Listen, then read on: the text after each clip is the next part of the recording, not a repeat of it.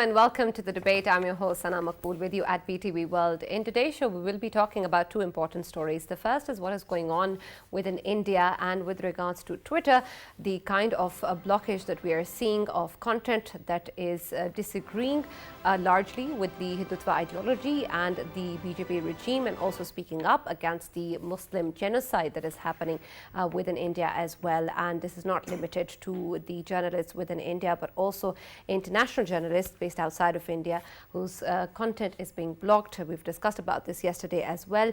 And even Pakistani journalists have been blocked, along with the accounts that were handled by the embassies of Pakistan's missions in Iran, Turkey, Egypt, and the United Nations. And this, of course, is a huge problem with regards to freedom of expression. And then again, also the reporting that is required by journalists to be able to do so, for them to be able to express what it is that they want to say, which is, of course, essential to democracy, as many people are talking about. And also the fact that the plurality of voices within India is being ignored, and any sort of voice that disagrees with the current regime or is critical of the Modi regime is being blocked. The Foreign Office of Pakistan has also issued a statement in this regard and has spoken on Twitter, saying that the diminishing space of plurality of voices and access to info in India is extremely alarming, and that social media platforms must abide by the applicable international norms.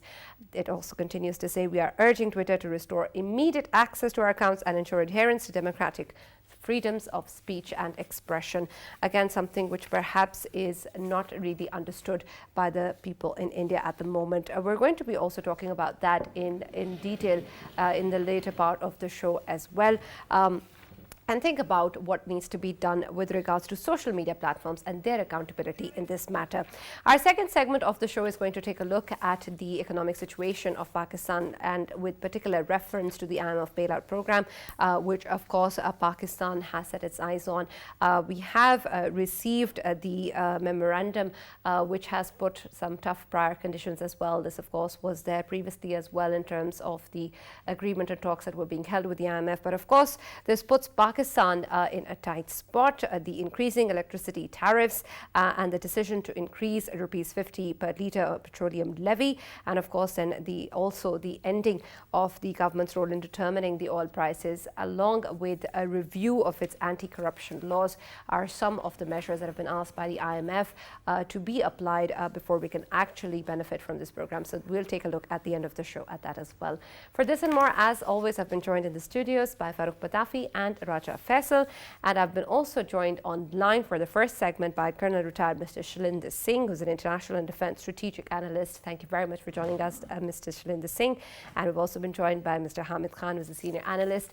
And interestingly, somehow the two of you actually always come on my show together, so it's great to have the pair back once again in the debate. I'll start with you, Mr. Shalinder Singh, because just yesterday also we had Mr. Sumit Peer with us, and I want to get a different perspective from you with regards to how you perceive what is going on within India, especially with regards to freedom of expression and the blocking of Twitter accounts. Before we move on to that, I want to understand first your understanding of the concept of freedom of expression. Ji, Jai Hind, and very kind of you.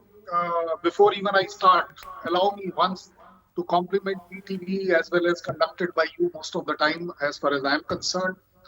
You people have given a beautiful platform in Pakistan for not debating only, for evaluating and discussing.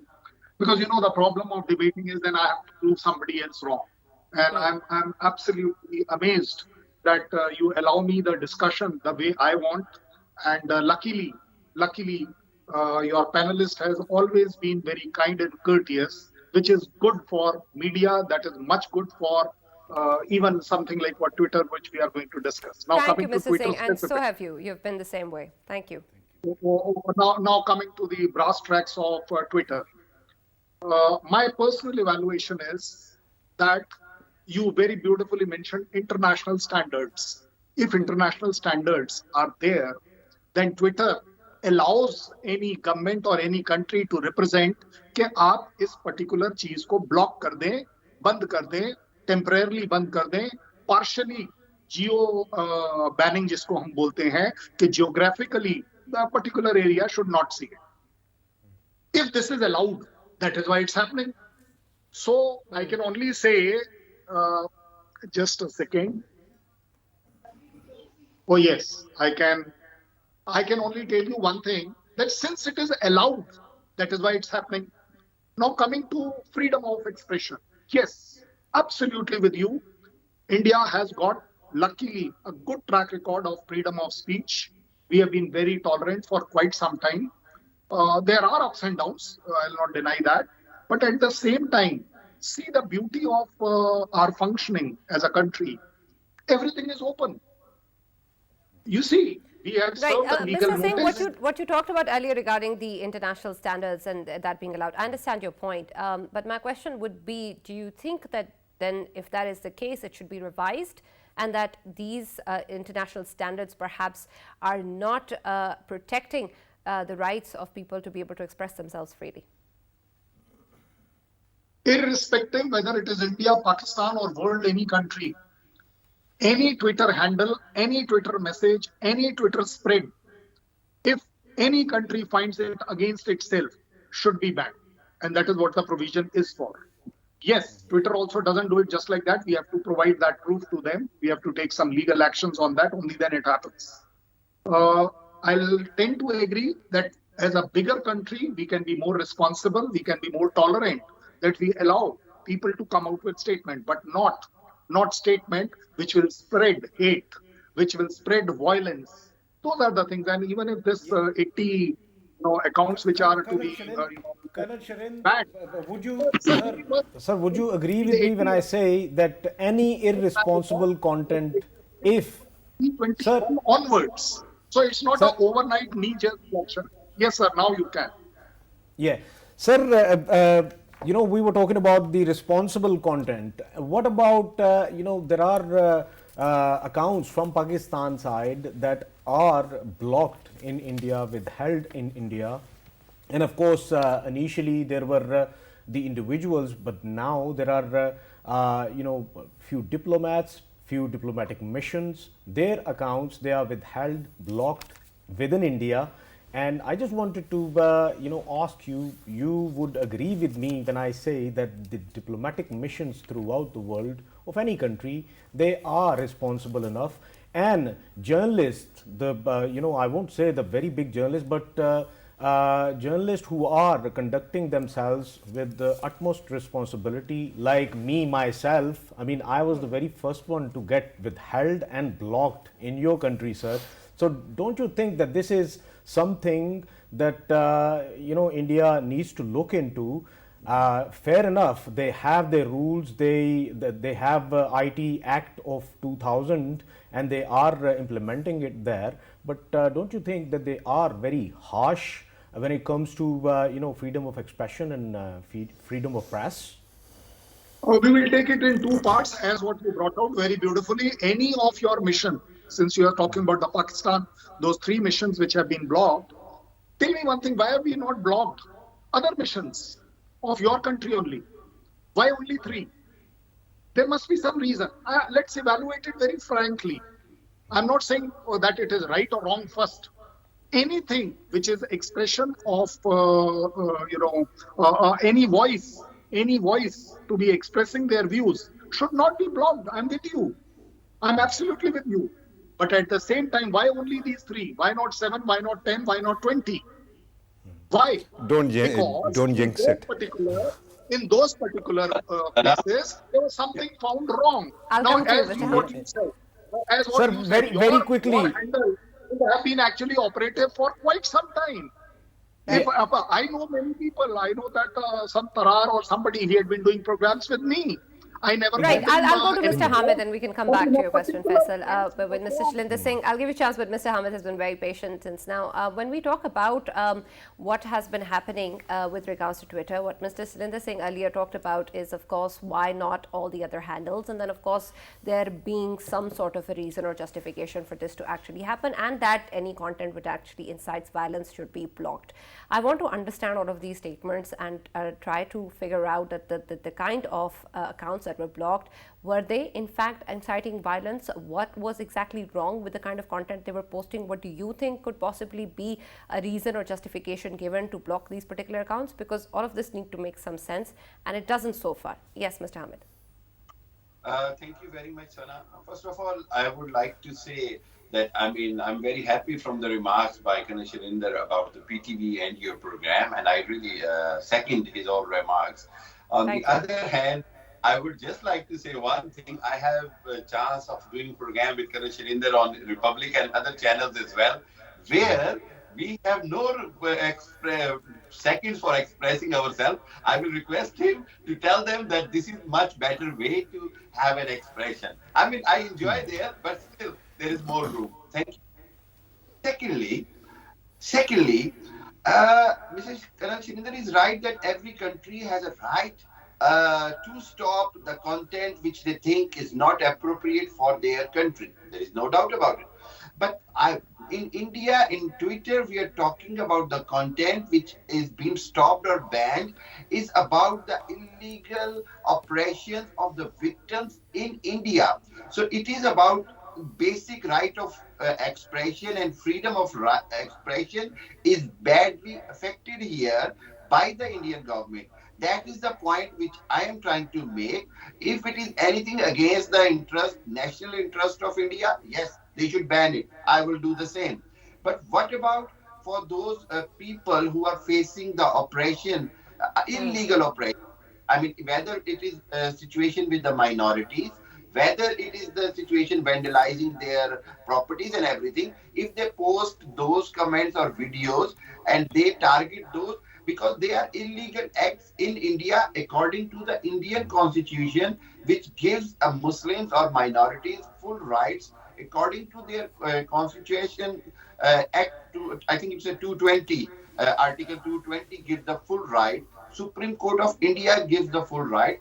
So when it banning those activities which are highlighting Indian illegal activities, that is the thing which I think Indian government is doing wrong, because it is oppressing. I understand your point.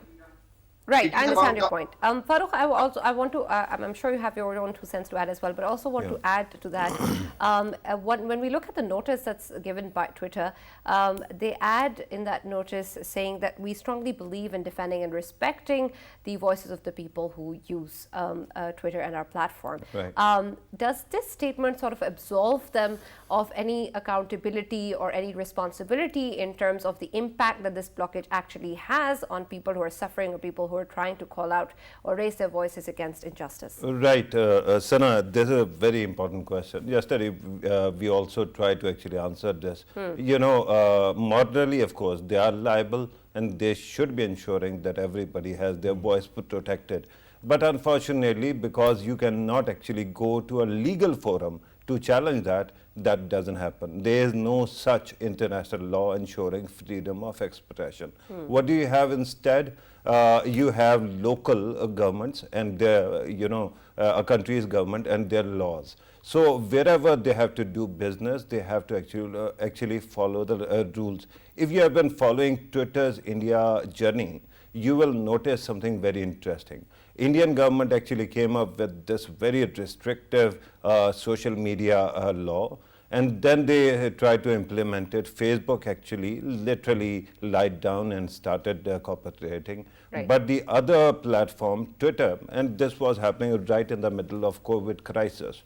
So they initially lodged an FIR and there was summons from the court.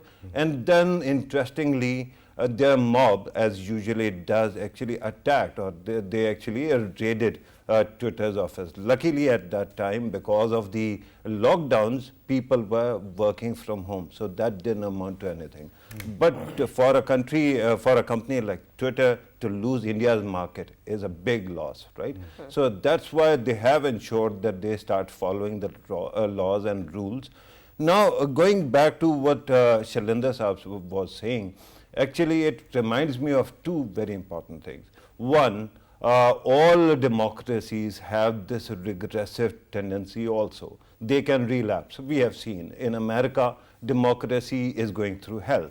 We have seen in Europe also when far right actually stood up, there also was problem. But usually democracies allow such content to move freely. There is one example, one man was blocked, that was Donald Trump in America. And when he was, blocked, a kind of crisis actually erupted. And Elon Musk actually wants to take over Twitter just to ensure, that such voices are not deplatformed. So democracies usually try not to block the content. Then there are two tiers. One tier is Twitter's own community rules, where if you are going to actually harass somebody, if you are going to threaten somebody, where you are going to actually plot something or communicate something related to terrorism, there Twitter automatically blocks you, right? That is one thing. The second is local laws. They have to follow it. I think any country that demands blocking, regardless of where it is, and India, by the way, is called a democracy, a big democracy. Any country that blocks Twitter or content on Twitter by demand or by law, that country actually is regressing. We make no mistakes about it, right? And by the way, in a country where you have such stringent laws for the social media, let me ask you, what was the origin of crisis that saw these bans recently? That was Nupur Sharma's statement on television. True. Why do you have code of conduct for social media but not for television channels, where you can go and launder every kind of hate? And actually it happens, and it is not only limited to Hindus.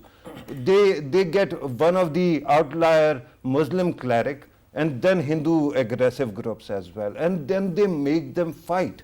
And it is obnoxious because we have seen what happened in Rajasthan yesterday. That kind of hate cannot be afforded by any country. Right. So why not actually, instead of regulating social media, first start doing regulating things that are available in every house without internet, and that is television. Absolutely. Yeah. We'll take a short break before we continue the discussion, and we'll be right back.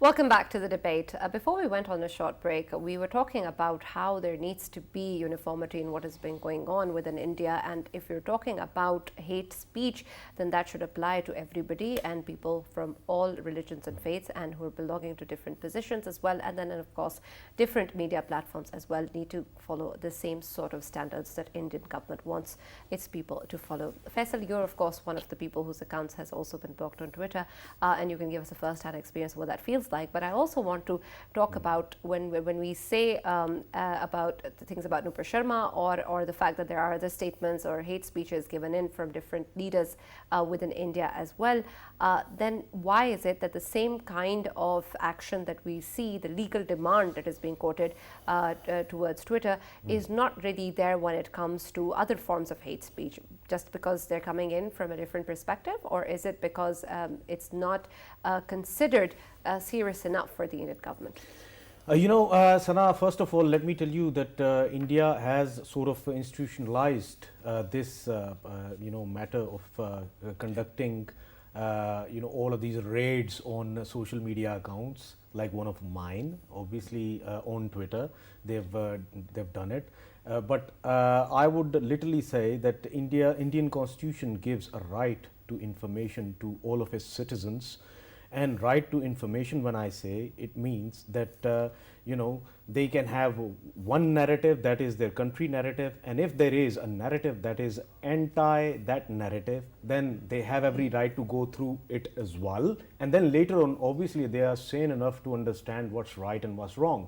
So leave it up to them to decide. And I think if they have blocked me or many of institutions accounts, Twitter handles of diplomats, all of them, if they have withheld them in India, they are actually going against the very constitution that they proclaim to be, it's a secular constitution and of secular India, as they always proclaim. So to me, I think they have done an injustice to their own population. If they are not listening to us now, or if they are not going through our tweets right now, then it is an injustice to them. I wanted to highlight one thing here. Of course, when Nupur Sharma, she did whatever she did at that time, and of course she's still at large, and police is claiming that we have generated sort of contact with her, but still she's at large and she hasn't been arrested.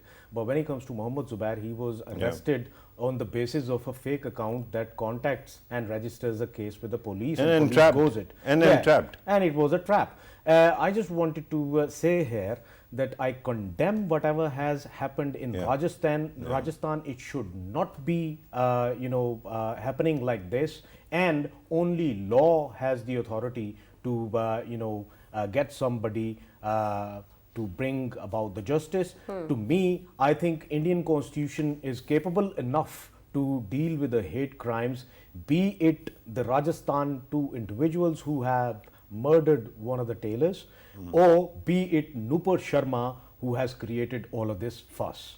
All right. Mr. Shailendra Singh, I'll come to you.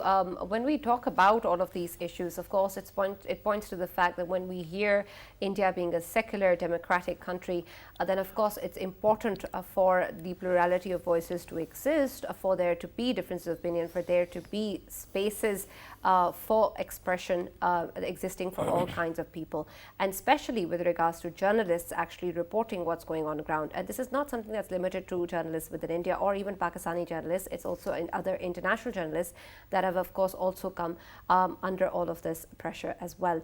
And because of this, of course, we can understand the kind of impact it's going to have on them, but it also has an impact on the way India is being run and how India is going to evolve. Do you think that the BJP government or the people within India, its institutions, realize this and feel this, that this is something that needs to be stopped, that space should be given to people to express their voices, and that there should be a freedom given for all kinds of people to put up their voices? I understand what you're saying, that there may be justification, but the world perhaps is viewing this differently. It seems that there is an active effort going on to curtail the voices within India. Would you disagree with that? Allow me just 10 seconds on what Raja Faisal said beautifully. Go ahead. It should have never happened in Rajasthan. But somebody else also said that such kind of banning should be uniformly, including Nupur Sharma's case. Well, let me tell you, if what has happened in Udaipur, there is a local ban on internet.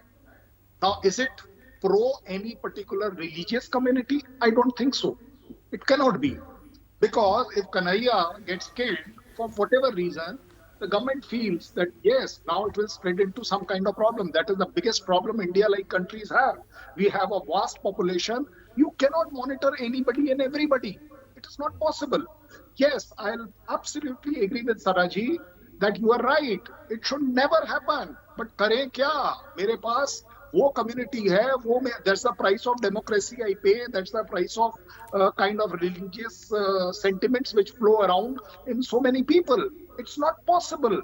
Yes, we can have, but that is how we are having this Twitter account thing, as I brought out, legally taken up. Legally.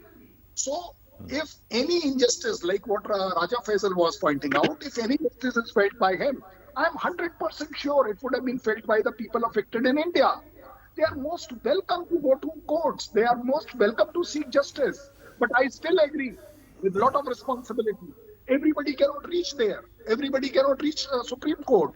It's very easy for anybody and everybody to say कि हर एक चीज ठीक होनी चाहिए. भाई साहब ठीक तो जब होगी ना जब आपकी population, आपका इलाका control में है. It is not happening. I have such a vast population. This is the price I'm paying. There is a doubt that yes, there will be few.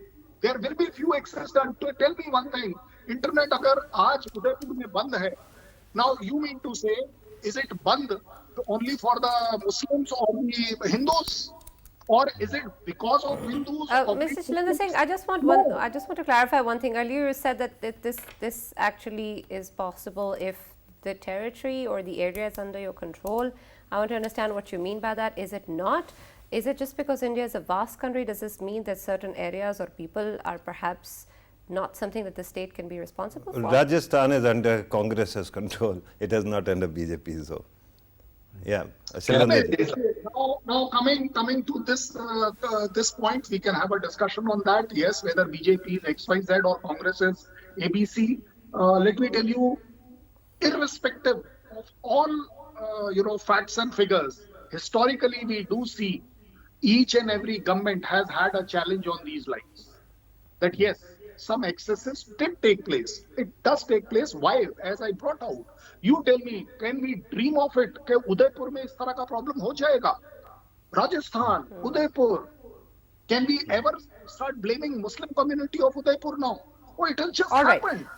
All right, Mr. Hamid, when we look at this entire situation, what sort of options do you think people then really have? If we're talking about international standards being in place, we're talking about these legal avenues existing for the Indian government to be able to pursue this and there being some sort of justification for these actions, then what do we do moving ahead? What do the people do, first of all, whose voices are being curtailed, who are suffering as a consequence of that, about the international journalists as well as Indian journalists and others? And then, of course, people residing within different parts of the world as well, who are of course impacted by the way things are happening in other parts of the world as well. Like it said, if there's injustice anywhere, then it paves the way for injustice everywhere else as well. So how is it that people are actually going to be able to respond to this, since earlier we talked about how there being no legal avenue to explore? Can we mobilize public opinion in this matter? Will it be strong enough against Twitter to do something about it? Sana, there is two things. One, I want to make Karan sir clear that we are talking about the discriminatory actions taken by the Indian government. It is not about the implementing the law. It is about the discrimination between a statement given by a Muslim or given by one certain ideology, or it is a discrimination from another perspective. When a state is supporting a hatred-based narrative, this will cause problems in the society.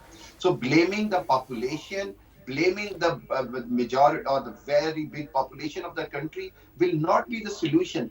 The solution is that the government has to change its narrative to support any kind of extremist views or acts by the public or by the supporter of their own party, whether it is from RSS or BJP.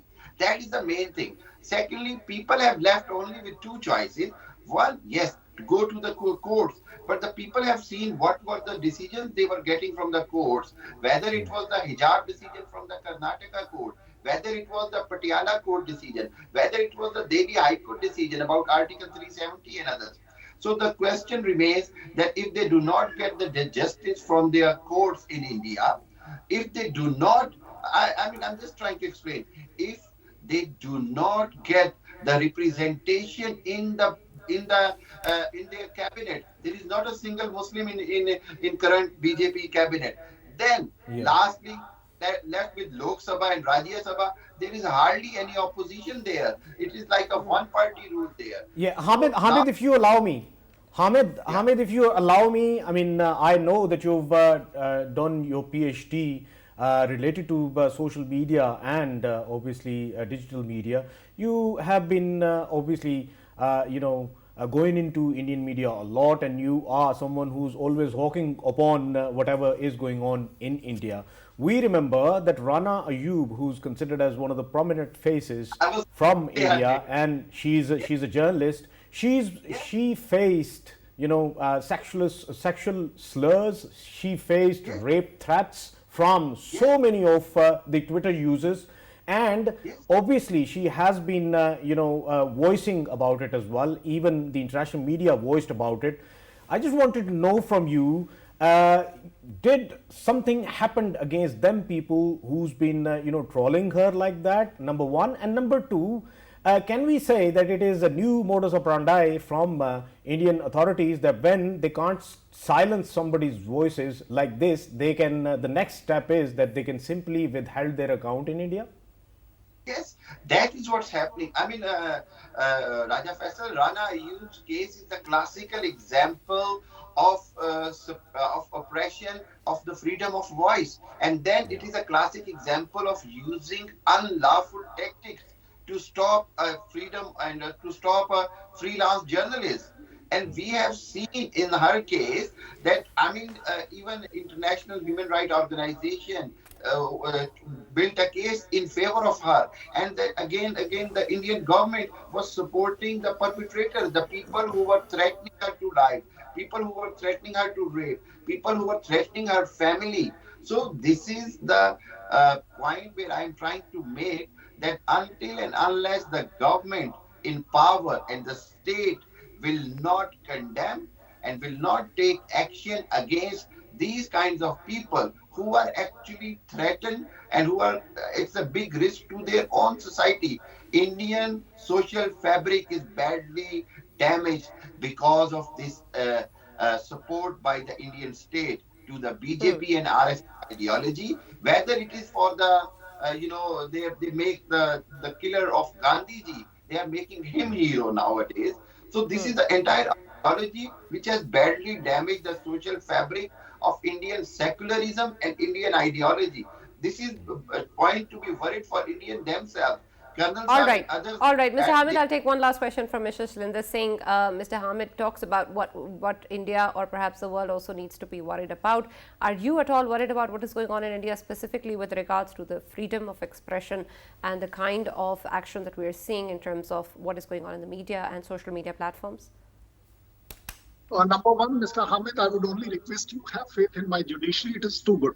It is actually too good. Don't bring in hijab. Don't bring in smaller items. Why? There's a reason. There's a reason. अब आप ही बताइए, UKG, LKG में बच्चा हिजाब पहनकर जाया है, कभी आपने देखा था? कभी नहीं देखा था. So these are irrelevant issues which have got created and got a twist and a color of religion coming in. That people like you and me are not there. Are actually not there to start now evaluating and wasting our time. I'll put it like this. As far as judiciary of any country is concerned, I would say it's a very strong pillar. As far as India is concerned, there are landmark decisions given by them. Yes, there could have been few going against somebody. It has to go somebody against. As far as Nupur Sharma is concerned, अब भाई इससे ज़्यादा आप क्या चाहते हैं? कि yes, there is so much of action taken against. No, if we keep hopping around to usko सूली पर चढ़ा दो, तो उसके लिए there is a legal procedure. It will happen. It is happening. Or coming to what Sanaji has asked, very beautiful. It should never happen. I'm from day one, from start of your program saying any kind of freedom of expression should never, ever. But at the same time, people who are on social and Twitter and things like that, they also need to rise and be more responsible in doing things. There's no point. Absolutely, Why but that's the issue. Where do we draw the lines? This is also relative and arbitrary at the moment, and that is exactly what's creating problems. But unfortunately, that's all we have time for. And I'll come to you, Faisal, but I just want to also respond to Mr. Shalinder Singh. Thank you very much, Mr. Shalinder Singh and Mr. Hamid, for joining us. But of course, we'll have perhaps another session to talk about the courts and the hijab controversy and other things, because we'll just end this session on a good note since you complimented us earlier. So we're going to come back to this discussion perhaps some other day. Yes, Faisal, you want to add something? Yeah, I just wanted to say something to Colonel Shalinder about Nupur Sharma. I have appeared in several of programs with her. That is why I'm saying, because in these kind of situations, when sentiments of the people, a large number of people are involved, I think the best thing a government can do is, capture her, try her before anyone else does it. I think it is good for Nupur Sharma to go through the Indian judicial system rather than somebody else taking law into his own hands. So that's what I wanted to say. Law, if intervenes, is always good. All right, let's move on to our second segment of the debate now. We're going to take a look at the economic situation of the country and, of course, the IMF's bailout package. We have seen that the IMF has put some tough conditions on Pakistan, which include increasing the electricity tariffs, also increasing the petroleum levy, and reviewing of the anti-corruption laws, and then, of course, also the government's role in determining the oil prices. We also know that the National Assembly has passed the Finance Bill 22, giving legal effect to this budget, but we also will be taking a look at what it sort of entails in terms of the long-term impact it's going to have on the economy. And for this, we will be joined by Dr. Waqar Ahmed, who's the Joint Executive Director, STPI. But before we go to him, Farrukh, when we look at the situation with regards to the IMF's conditions, how difficult do you think this is going to be for Pakistan, and whether or not the kind of requirements that exist with the IMF will be met by the government? I think they have already been met. Today, Pakistan actually revised the taxes on the salaries. Yeah. Pakistan also, the budget was just passed in the parliament. And there also, you saw that the petroleum levy was also included in the prices of the fuel. Right. So I think the government that will not be MEFP has been, Pakistan has received MEFP. And I think Pakistan has fulfilled those demands. Hopefully, in coming days, we'll see a resolution of the matter. Right, but my question is, when we talk about the particular demands of the anti-corruption laws, and then also the government's role in determining the prices, has that also been changed? I think your next guest who is going to join us will be better placed to comment on. Yeah. All right, Dr. Waqar, I think you've joined us online. The Executive Director, STPI, has been with us. So can you hear me? Yes, thank you. Right. So earlier, of course, we were talking about the issues that have been put forward by the IMF with regards to, of course, the bailout package. And I have a particular concern with reference to the issues that have been put forward with regards to the particular issues of anti-corruption laws, and then, of course, the government's role in determining the oil prices. Because we've seen earlier that there was the urgent steps that the government did agree upon, such as the increase in electricity tariff and the petroleum levy. But have these issues also been agreed upon, or has there any been sort of measure or strategy that has been evolved in terms of how to deal with that? Yes, thank you very much. I think the picture that Finance Minister gave us yesterday at the Turnaround Pakistan conference, he was very clear that these conditions have been explained very well to the government and to the previous PTI-led government as well. However, it is the local implementation of these conditions, including the passage of laws, which needs to be changed, which has taken time. Now, of course, the Prime Minister followed the same argument later on in the same conference, and he said that it is these things which are taking a bit of time because this is a coalition-led government. So it's not just his own close cabinet, but he also has to seek consent from the coalition leaders so that they agree on the IMF terms. Right. When we talk about the kind of impact this is going to have in the long term on the economy as well, of course, we understand that this is a situation that Pakistan has been in, and perhaps either way there were huge costs to pay. And of course, we were looking at the IMF bailout package in this regard. But in particular reference to the kind of conditions that have now been talked about, how do you think the long-term aspects of the economy is going to be affected? And also give us an insight into the impact that the 7th and 8th reviews merger is going to have, and whether or not we're going to be seeing an increase in the amount. Yes, I think while, of course, 7th and 8th review will bring the much-needed relief now, given that it will be able to unlock sources other than IMF as well. And, of course, our bilateral donors, including Saudi Arabia and China, are also looking forward to the letter of assessment from the IMF before, of course, they give a go-ahead to their medium-term funding. However, the other part of the question is important, that what will be the impact of this review and the conditions that have been shared yesterday. Now, of course, because we almost came out of the program a quarter and a half ago, when we had abandoned most of what we had agreed with the IMF. So this time around, for the next 2 to 3 quarters, of course, it's going to be a bit of a hardship for the government in terms of, firstly, of course, you'll have to contract the demand. You'll have to put brakes to your imports. You'll have to put brakes to the development expenditure, which the government could have done had we remained the path which of course we were following during the COVID period as well. So now, of course, because we've had 2 quarters where we have ran expansionary funding, including untargeted subsidies, now, of course, the conditionalities for the next 2 to 3 quarters are much harder, and they will bring in double-digit inflation as well. We are talking about somewhere to the tune of 12 to 15% growth in consumer price index. Yeah, Dr. Waqa, if we talk about the stance of IMF on Pakistan, it's a very special stance. Sort of, it sounds like very dictatorial stance of IMF. I just wanted to know, obviously, you someone who's been eyeing upon, all of these talks and whatever the history is between Pakistan and IMF. What went wrong and when went wrong that we are seeing IMF behaving like this with us? I think 2 or 3 things over here are important. One is that IMF sees us as a country which often pulls out of the program. It does not impose a fiscal discipline and the regime of fiscal discipline on its own. And therefore, IMF, there's a trust issue.